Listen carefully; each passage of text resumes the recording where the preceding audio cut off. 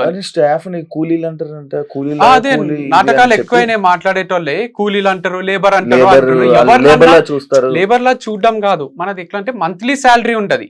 30 days కి fix చేస్తే ఏమైతుందంటే సార్ నేను వారం ఊరికి పోతా సార్ అని, సార్ కట్ చేయకండి సార్ లీవ్స్ అది ఇది అని వాళ్ళు 30 days శాలరీ తీసుకుంటారు. నేనేం చేసిన అంటే 30 days కి ఎంత వస్తుందో క్యాలిక్యులేట్ చేసి డైలీ 700 మోస్ట్లీ అందరికి డైలీ 700 అంటే 7 into 30 days వర్క్ చేస్తే నీకు 21,000 వస్తాయి.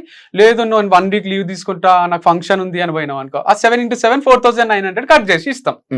లీవ్ తీసుకోవాలంటే కొంచెం భయం అవుతుంది కదా, రూల్ పెట్టిన లేబర్ అనే మాట మాట్లాడలేదు, కూలీ అనే మాట మాట్లాడలేదు. ఇంకొకటి కూడా ఇంట్రడ్యూస్ చేసిండు, అదైతే సర్ప్రైజింగ్ ఉంది. 700 per day కదా. ఒకవేళ రేపు వర్క్ లేదు, తక్కువ ఆర్డర్స్ ఉన్నాయి, ఈ రోజు వద్దులే అంటే ఆ రోజు వర్క్ లేకుండా కూడా 400. నేనే హాలిడే ఇస్తే 400, వాడే హాలిడే తీసుకుంటే 0. సో ఒక్కొక్కరికి ఒక్కొక్క వర్క్ లేకపోవడం వాళ్ళ తప్పు కాదు కదా, నాకనే పని చేయాలి. కూలోలుగా చూసి లేబర్ గా చూసింటే ఇప్పుడు మా వినాయక చవితి వీడియోస్ ఉంటాయి మొత్తం స్టాఫ్ తో కలిసి, స్టాఫ్ ఒక్కొక్కరు మాతో మాట్లాడుతుంటే ఇట్లా కళ్ళల్లో నీళ్ళు తిరుగుతాయి, అంత ప్రేమగా అంత ఆప్యాయంగా మాట్లాడతారు. సో ఒక్కరో ఇద్దరు బయటికి పోయి వచ్చి ఏదో మాట్లాడితే అంత అంటే ఇప్పుడు నాకేమనిపిస్తుంది అంటే మాట్లాడు, నువ్వు ఎంతన్నా మాట్లాడు, అంటే మాట్లాడంటే నాకు నా లైఫ్ లోనే మొత్తం నా జీవితంలో నేను ఫస్ట్ టైం చూస్తున్నా, నా చరిత్రలోనే నేను ఫస్ట్ టైం ఒక కంపెనీ వదిలేసిన ఎంప్లాయ్ వచ్చి అంటే అడ్డు అదుపు లేకుండా, అంటే అసలు ఫస్ట్ టైం ఎందుకంటే ఇప్పుడు ఎన్నో కంపెనీలు ఉన్నాయి, కోట్ల టర్న్ ఓవర్ చేసిన. ఇప్పుడు డ్రైవర్లు ఉంటారు కదా శివ, ఇప్పుడు డ్రైవర్లు ఇప్పుడు పెద్ద పెద్ద వాళ్ళకి డ్రైవర్లు ఉంటారు కదా, ఫేమ్ ఉన్న వాళ్ళకి ఉంటారు, కోట్లు ఆ డ్రైవర్లకు చాలా విషయాలు డ్రైవర్లకు ఎక్కడ పోతారు అన్ని తెలుసు. ఇంట్లో పని వాళ్ళు ఉంటారు కదా, కుక్కో లేకపోతే ఇంట్లో హోమ్ వర్క్ చేస్తూ అంటారు, వాళ్ళకి ఇంట్లో భార్య భర్తలు కొట్లాడుతుంటే కూడా అంత తెలుస్తాయి. బయటకు వచ్చి మా సార్ ఎట్లా తెలుసా నాకు ఇట్లా అట్లా అని ఎవ్వరు ఇంతవరకు అట్లా ఒరలిన మనిషిని చూడలేదు నేను. ఈ మనిషి మాట్లాడుతున్నాడు చూడు, ఇన్ని 7-8 రోజులు ఎంత 2 weeks ఎంత అయిందో షాక్ లో ఉన్నా నేను. ఒక మనిషి టీచర్ ని తీసేస్తారు, వచ్చి ప్రిన్సిపల్ ఇట్లా, చైర్మన్ ఇట్లా అని ఇంతవరకు వీడియోస్ లేవు కదా అట్లా. మనం కూడా ఎన్నో కంపెనీలలో ఇప్పుడు మనం కూడా ఇప్పుడు ఒక పర్సన్ వచ్చి ఇలా జనాల్లోకి వచ్చి ఇలా పెట్టారంటే మీరు ఏదైనా ఇబ్బంది పెట్టేసి ఉండాలి, ఏదైనా టార్చర్ చేసి ఉండాలి, లేకపోతే కొంచెం హీనంగా ఆయన్ని రెస్పెక్ట్ఫుల్ గా కాకుండా ఆయన కొంచెం ఇంటర్వ్యూ చూసిన నేను అడుగుతున్నప్పుడు చాలా చాలా క్రియేటివ్ అనిపించింది. మిమ్మల్ని ఆడపిల్లల ముందు మిమ్మల్ని కొట్టిండ్రా, మిమ్మల్ని తిట్టిండ్రా, అసలు మీకు క్యూరియాసిటీ ఏంటంటే ఇంత ఘోరంగా మాట్లాడడానికి ఏదో ఒకటి అయితే ఉండాలి. ఏం లేకుండా ఇంత మాట్లాడుతున్నాడు అంటే పర్సనల్ గా విపరీతంగా అవమానపడి ఉండాలి. లేదు నేను షార్ట్ గా చెప్తా. ఇప్పుడు దీంట్లో ఏమైందంటే రాజేష్ అనే పర్సన్ మాట్లాడుతున్నాడు కదా, ఆయన నా దగ్గర డ్రైవర్ గా జాయిన్ అయిదామని వచ్చిండు. డ్రైవింగ్ దగ్గర నుంచి ప్లంబింగ్ వచ్చి అది వచ్చి అంటే ఆయన చిన్న చిన్న వర్క్స్ చేస్తుండే. నేను ఎక్కడ కూడా ఆయనకు వర్కింగ్ అవర్స్ పెట్టలే, 20 గంటలు పని చేసినా 20 గంటలు పని చేసి, మీరు ఇంత ఫ్లెక్సిబుల్ గా ఫ్రీడమ్ ఇస్తారు కాబట్టి మీకు దగ్గర చేస్తాం సార్ మేము, అసలు మాకు ఏం వర్కింగ్ అవర్స్ పెట్టారన్న వాళ్ళు వీళ్ళంతా. సో పని చేస్తుండే అది. అండ్ ఒక రోజు నాకు తంబు ఇరిగిపోయింది క్రికెట్ ఆడేటప్పుడు. ఇరిగిపోతే డ్రైవింగ్ 2 చేతులతో చేయాలి కదా. మా అక్క ఏమన్నదంటే ఫామ్ లో రాజేష్ ఉంటాడు కదరా ఇంటికి పిలువు, మా అక్క కూడా వర్క్ చేస్తుండే కంపెనీలో, ఇంటికి పిలువు నిన్ను తీసుకొని ఫామ్ కి పోతాడు అని అన్నది.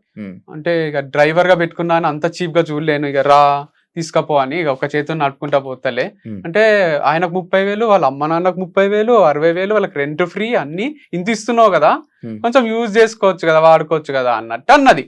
అంటే ఏమనకు నువ్వు రాజేష్ ని, నువ్వు ఒకవేళ రాజేష్ పైన ఉండొచ్చు కానీ నా ఎంప్లాయీస్ ఏమన్నా నేనే తీసేస్తా,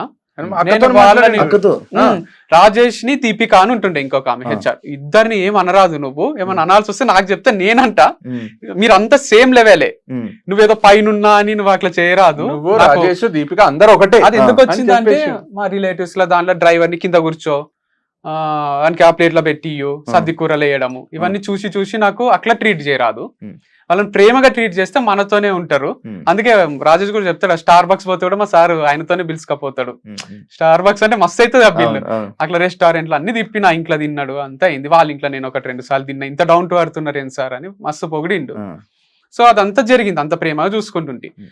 ఒకరోజు వాళ్ళ ఇంట్లో తిన్నప్పుడు నెయ్యి తీసుకొని వచ్చేసిండు, అది మన నెయ్యే, అవును, అది లోపల ఎందుకుంది అనేది నాకు అనిపించింది. అప్పుడే అడగలేకపోయినా మాట. 1 kilo 4,000 ఉంటది, నెయ్యి తీసుకొని వేస్తానే నాకు షాకింగ్ అనిపించింది. అంటే నేను ఏది చేస్తా సార్ అని లోపల నుంచి తీసుకొచ్చి వంట రూమ్ నుంచి వేసిండు. సరే ఊరుకున్నా, తర్వాత అడుగుదాంలే ఎప్పుడన్నా అని. తర్వాత ఇంకో రోజు ఏమైందంటే లాస్యా అనే యాంకర్ తనకు 5% డిస్కౌంట్ ఇచ్చిన హనీ మీద ఇంటర్వ్యూ తర్వాత, ఇంటర్వ్యూ అయితేనే తీసుకుంటే ఐటమ్ ఇచ్చిన. ఆమె మళ్ళీ 6 హనీ కావాలని వచ్చింది, 6 బాటిల్స్. వీడు 10% ఇచ్చిండు డిస్కౌంట్. నేను పోయి అడిగిన, మీరు ఇచ్చిండ్రు కదా సార్ 10 అనుకొని ఇచ్చేసిన అన్నాడు. సరే ఒక మిస్టేక్ అయిందేమో, నన్ను చూసి ఇన్స్పైర్ అయ్యి ఇచ్చిండేమో పోనీ అనుకున్నా. తర్వాత నాకు డౌట్ వచ్చి వేరే స్టోర్ల ఎంప్లాయీస్ ని కనుక్కున్నా, మీరు డిస్కౌంట్ ఇస్తారా అంటే, రాజేష్ అన్నకు అడిగి ఇస్తాము, ఎక్కువ బిల్లు చేసిన వాళ్ళకి ఇస్తాం 10,000 5,000 ఇట్లా చేసిన వాళ్ళకు 10-15 ఎంత చెప్తా అంత ఇస్తాం. ఇది నేను ఎప్పుడు చెప్పలేదు. నేను ఎప్పుడైనా ఆఫర్ పెట్టినా 2 days 3 days ఆఫర్ పెడతా, అంతేగాని ఎప్పుడన్నా మంచి కస్టమర్స్ వస్తే డిస్కౌంట్ ఇవ్వండి అని చెప్పలే. ఈయన వాళ్ళతోని మంచి రిలేషన్ మెయింటైన్ చేద్దామని ఇచ్చిండా, మరి ఎందుకు ఇచ్చిండో అన్ని డిస్కౌంట్స్ ఇచ్చినాము అని వాళ్ళు చెప్పిండ్రు. అండ్ ఫుడ్ పెడితే మా సార్ అనుమానించిండు, ఫుడ్ పెడితే అనుమానించిండు అంటున్నాడు. మనోహర్ అన్న అక్కడ పని చేస్తాడు, ఆయన నాకు ఏం చెప్పిండంటే ఫోన్ కాల్లో, వాళ్ళ రాజేష్ వాళ్ళ అమ్మ బలవంతంగా ఫుడ్ పెడుతుంది సార్, నాకు వాళ్ళ ఇంట్లో ఫుడ్ తినాలంటే భయం అవుతుంది, అందుకే నాకు ఆఫ్టర్నూన్ షిఫ్ట్ అయ్యండి, మార్నింగ్ షిఫ్ట్ భయం అవుతుంది, నాకు మార్నింగ్ షిఫ్ట్ వేస్తే లంచ్ చేయాల్సి వస్తుంది, ఆకలి ఎంత తిను అంటారు. ఆ రికార్డింగ్స్ అన్ని ఉన్నాయి నా దగ్గర. అండ్ వాళ్ళ ఫోన్ రికార్డింగ్స్ ఉన్నాయి, కంపెనీల ఫోన్ నంబర్లు ఏం చేసిండంటే, ఒక దగ్గర నాకు అన్నిట్లో ఫోన్ నంబర్లు పెట్టాలి సార్ అని ఆయన ఐడి ప్రూఫ్ తోనే సిమ్ములు తీసుకున్నాడు. నాకు అంత టైం ఉండదు కదా అని తీసుకొని అనుకున్నా. వెబ్సైట్ లో ఆయన నంబరే, 2 స్టోర్స్ లో ఆయన నంబరే. ఆ కాంటాక్ట్స్ అన్ని మెల్లమెల్లగా జమ చేసుకున్నాడు. నేను తర్వాత ఏమైందంటే, ఒక రోజు ఫంక్షన్ చేసినాం, బ్రాండ్ అంబాసిడర్ ఏమన్నదంటే, అంతా కొంచెం పిచ్చి నడుస్తుంది బిజినెస్, అది కోడికి వస్తే మంచి నడుస్తుంది అంటే కోసిన రోజు పక్కకు పిలుచుకొచ్చి అన్న, ఇది నా కంపెనీ కదా రాజేష్, నిన్ను ఏమంటలేను అంటే నువ్వు తప్పు చేస్తలేవని కాదు, నేను ఇగ్నోర్ చేస్తున్నట్టు, అది పోనీళ్ళు రాజేష్ కి తెలియదు అని కానీ చెప్తున్నా, విను, డిస్కౌంట్లు ఇవ్వడం ఇట్లాంటి డిసిజన్స్ తీసుకోకు, ఇది నీ కంపెనీ కాదు నా కంపెనీ కదా అంటే నాకు చెప్పాలి అంటే, మీ బెనిఫిట్ కోసమే వాళ్ళు మళ్ళీ వస్తారని ఇట్లా చేసిన అయినా నేను ఎవరికి ఇచ్చినా అని ఇయ్యలేదు అని అరుస్తున్నాడు. అరవకు, విను, ఫస్ట్ చెప్పేది విను అని నేను. తర్వాత ఏం చెప్పినా అంటే, నేను నెయ్యి కూడా ఎందుకుంది అంటే, మీరే కదా వీడియో కోసం ఆ రోజు తీసుకున్నారు, అదే నెయ్యి లోపల పెట్టినా, మీరు ఓపెన్ చేసిన నెయ్యే అది అని అంటున్నాడు. మీరు ఓపెన్ చేసిన నెయ్యే, వీడియో రికార్డ్ చేయడానికే ఒక అన్నంలో నెయ్యి కలుపుకుంది, ఏదో వీడియో రికార్డ్ చేయడానికి అప్పుడు ఓపెన్ చేసిన నెయ్యే, మీరు వచ్చినప్పుడు మీకు మాత్రమే వాడుతున్నాం, మేము ఒక్క స్పూన్ కూడా వాడలేదు అన్నాడు. వీడు కూడా అది నమ్మి సరే అన్న, నువ్వు దొంగవి, నీ పైన కంప్లైంట్ చేయాలి, నువ్వు దొంగతనం ఎట్లా చేసినావు అనలే నేను. ఓకే, నాకైతే డౌట్ వచ్చింది అడిగినా అని అన్న. లేదు, ఏం తీసుకోలేదా, మరి వాళ్ళకి ఫుడ్ పెడుతున్నారు కదా అది ఇది అంటే, ఏం తీసుకోలే, ఒక్కటి కూడా ముట్టలే అని అన్నాడు. నిన్న వీడియోలోనేమో బెండకాయలు తీసుకున్నాం, ఫస్ట్ లో వచ్చినాయి, అప్పటికి ఇంకా అమ్ముతలేమో అని నేనే తీసుకొని వండుకొని తిన్నాము అంటున్నాడు. పుచ్చకాయ ఏదో చెప్తున్నాడు, అది సగము కట్ చేస్తే తిననియలేదు, ఎందుకు తిన్నారు అన్నారు అని ఏదో చెప్తున్నాడు. అది యాక్చువల్గా ఏమైందంటే, ఇట్లా నెయ్యి నేనే ఓపెన్ చేసిన కదా అని వేసిండ్రు. అట్లనే ఇది పుచ్చకాయ కూడా వాళ్ళు కొంచెం నేను తిన్న తర్వాత వాళ్ళు ఏది మీరు తీసుకుపోతారా అని అడుగుతలేరు. అది పద్ధతి కదా, అక్కడ మిగిలిపోయినాయి కానీ ఇంకోటి కానీ సార్ మీరు ఏమైనా ఇంటికి తీసుకెళ్తారా, మేము వాడుకోవచ్చా, సరే రాజేష్ వాడుకో, ఇది కదా ఒక బాస్ కి ఎంప్లాయీస్ కి మధ్య కూడా తెచ్చిస్తారు. ఒక్కొక్క యాపిలే మనకు 80 రూపాయలు 60 రూపాయలు పడుతుంది. మిగిలిపోయిన యాపిల్ నాకు అడగకుండా తింటున్నారేమో డౌట్ వచ్చింది, నాకు ప్రూఫ్ లేదు నా దగ్గర, కానీ నాకు ఇది తిన్నారు అంటే అది ఎందుకు తిన్నారు, నెయ్యి ఉంది లోపల అంటే ఇంకేముందో, రైస్ ఉందేమో, ఇట్లా అనుమానం వచ్చి నేను అంత స్టాక్ ఎంత వస్తుంది బయటికి ఎంత పోతుంది ఇప్పటి నుంచి డీటెయిల్స్ ఉండాలి చెప్పిన. నన్ను దొంగ అన్నాడు.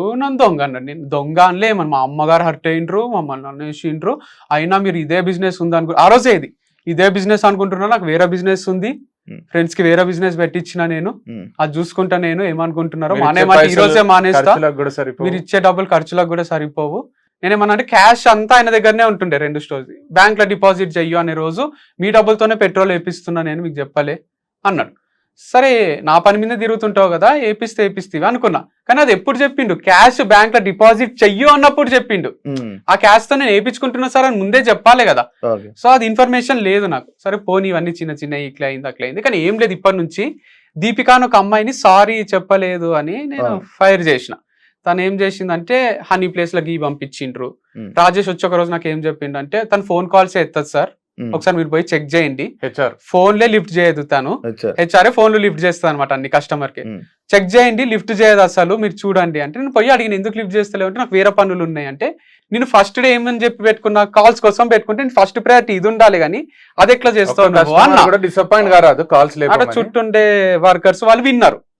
తను సాయంత్రం ఫోన్ చేసి, మీరు అందరి ముందు తిట్టడం నాకు నచ్చలే, మీరు అందరి ముందు ఎట్లా తిడతారు నన్ను, అయినా హనీ ప్లేస్ లో ఈ ప్లేస్ లో హనీ చిన్న చిన్న మిస్టేక్స్ అవుతుంటాయి కదా, అన్ని మేనేజ్ చేయడం నాతో అయితలేదు, 100 కరెక్టే పంపిస్తాం కదా, 1-2 అయితే మీరు ఎందుకు తిడుతున్నారు, నాకు ఫ్రెండ్ లా మాట్లాడుతుంది, సారీ లేదు, అపాలజీ లేదు, ఏం లేదు.